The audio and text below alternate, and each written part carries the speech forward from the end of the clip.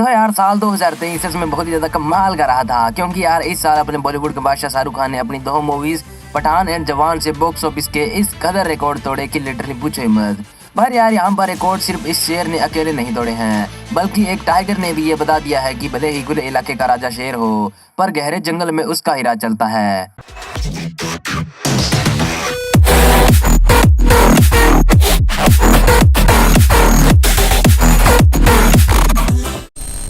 अब हाँ यार, मैं बात कर रहा हूँ अपने तमिल सिनेमा के रॉकिंग स्टार रजनीकांत के बारे में। मतलब यार बंदे ने अपनी 72 साल की उम्र में एक ऐसी मूवी दी है जो कि उसके लाइफ की अब तक की सबसे बिगेस्ट मूवी बन गई है। अब एक और जहाँ जैकी श्रॉफ एंड अनिल कपूर जैसे एक्टर्स ने सिर्फ 66 की ही उम्र में एक्शन मूवी से दूरी बना ली है, वहीं रजनीकांत ने जो अपनी इस मूवी में एफर्ट लगाया है, सच में यार कोई कह नहीं सकता है कि ये बंदा मिथुन चक्रवर्ती की एज के बराबर यानी 72 साल का है। अब हाँ यार, मैं बात कर रहा हूँ रजनीकांत की हाल ही में आई मूवी जेलर के बारे में। अब इस मूवी ने ऑडियंस पर इस कदर अपना जादू बिखेरा कि ये मूवी रजनीकांत की लाइफ की सबसे ज्यादा कमाने वाली मूवी की लिस्ट में 2.0 के बाद नंबर 2 पर आ गई है। अब इस मूवी ने वर्ल्ड वाइड 650 करोड़ का नेट कलेक्शन कर लिया है और 2023 में शाहरुख खान की पठान एंड जवान के बाद तीसरी सबसे ज्यादा कमाने वाली मूवी बन गई है। अब 2.0 ने इस मूवी से थोड़ा ज्यादा यानी लगभग 700 करोड़ का कलेक्शन किया है। तो इन फ्यूचर जब जेलर मूवी को कोई OTT प्लेटफॉर्म खरीदेगा तब शायद ये 2.0 का भी रिकॉर्ड तोड़ दे। पर यार आखिर ऐसी क्या ही चीज है इस मूवी में जो कि इसे रजनीकांत की बाकी की मूवी से स्पेशल बनाती है,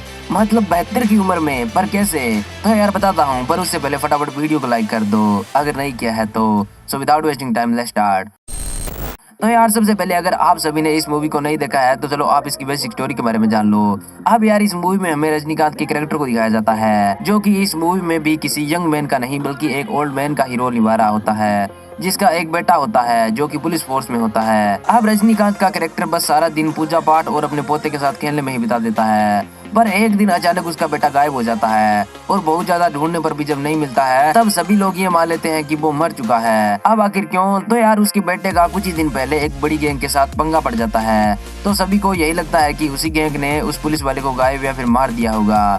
तो अब इस सब के बाद घर में मातम मच जाता है, पर वहीं रजनीकांत के कैरेक्टर के अंदर एक अलग ही आग लग जाती है।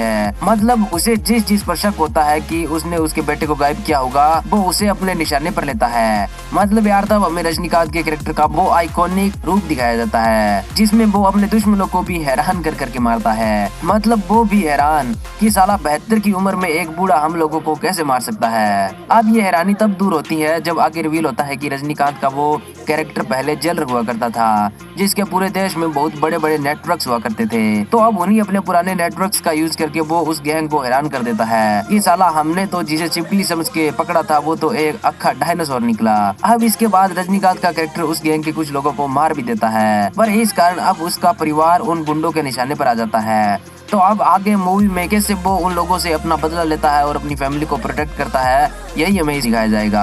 अब यार ये तो बात हुई मूवी की स्टोरी की, पर अगर बात करें कि क्या चीज इसे बेस्ट बनाती है तो यार इस मूवी में रजनीकांत को एक्शन में तो दिखाया गया पर एकदम हैंड टू हैंड नहीं। अब कैसे? तो यार फॉर एग्जांपल आप मूवी का वो सीन ले लो जिसमें रजनीकांत को कुछ गुंडों को पीटना होता है। अब यार बाकी मूवीज में मोशन को फास्ट फॉरवर्ड करके या बॉडी डबल करके हीरो को विलन के साथ लड़वाते हुए दिखा दिया जाता है। अब ये यंग एक्टर के लिए तो ठीक ठाक है क्योंकि वो मुश्किल स्टंट्स कर भी लेते हैं, पर जब बात उन हीरोज की आ जाती है जिनकी एज 50 से प्लस होती है तो यार ये कुछ ऑकवर्ड सा लगता है। अब जैसे किसी का भाई किसी की जान में सलमान खान ने कुछ स्टंट्स के लिए बॉडी डबल एंड सीन्स में कई सारे कट लगवा के उन्हें जोड़कर एक सीन बनाया था एंड यार ये जिंदा मनुष्यत दिखा रहा था। पर वहीं जब इस मूवी में रजनीकांत को एक्शन में दिखाया गया तब मूवी के मेकर्स ने कुछ ऐसी निंजा टेक्निक का यूज किया जिसमें ये भी फील होता है कि हाँ अभी अभी कुछ भारी एक्शन हुआ है, पर वो एक्शन सीक्वेंस हमें दिखाया भी नहीं जाता है। अब कैसे? तो जब ये दिखाना होता है कि अभी अभी रजनी सर ने कुछ गुंडों को पीटा है तो उस सीन में एक कमरे से उसका दरवाजा तोड़ते हुए पहले एक आदमी आता है एकदम खून से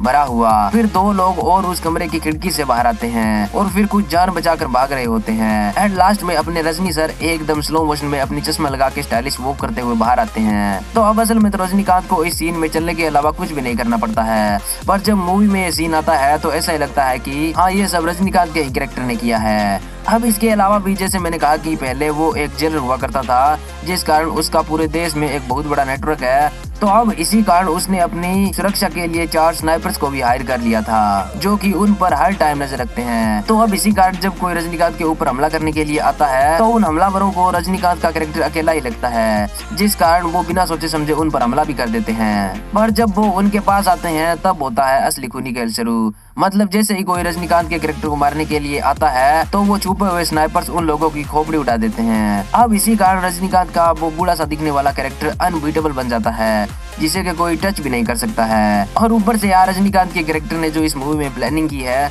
वो तो यार सच में एकदम आउटस्टैंडिंग है। अब जैसे मूवी में रजनीकांत का कैरेक्टर एंड उसकी टीम एक क्राउन को लूटने की कोशिश करते हैं, जिसके लिए वो एक प्रॉपर ट्रेनिंग भी करते हैं। और जिस दिन उस क्राउन को ले जाया जाता है उस दिन वो अपने कुछ शार्प शूटर्स एंड स्नाइपर्स के साथ उसे लूटने के लिए पहुंच जाता है, जिसमें उसके कई लोग मर भी जाते हैं। पर एट द एंड वो सभी पुलिस फोर्स के लोगों को मारकर उस क्राउन को चुरा ही लेता है और दे देता है उन दूसरी गैंग वाले लोगों को, क्योंकि यार रजनीकांत के कैरेक्टर और उन गैंग वाले लोगों के बीच में एक सौदा हुआ होता है, जिसके तहत अगर वो उन लोगों को वो क्राउन लूट के दे देता है तो बदले में वो लोग उसकी वो शर्त मान लेंगे जो कि वो चाहता है। अब वो शर्त क्या थी तो ये तुम मूवी में ही जान लेना। पर इसीलिए वो गैंग वाले अपने 2 लोगों को रजनीकांत की टीम के साथ भेजते हैं ताकि वो कोई चालाकी ना दिखा सके, और मजबूरन रजनी सर को दर्जनों पुलिस वालों को मारकर उस क्राउन को लूटना पड़ता है और फिर वो उसे उन लोगों को दे देते हैं।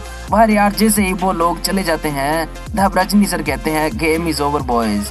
मतलब यार वो सब बस एक नाटक था, उन लोगों को ये यकीन दिलाने के लिए कि जो क्राउन बोले जा रहे हैं वो असली है। मतलब यार सच में मैं भी कुछ टाइम के लिए शॉक हो गया था कि सारा ऐसा भी कुछ हो सकता है क्या।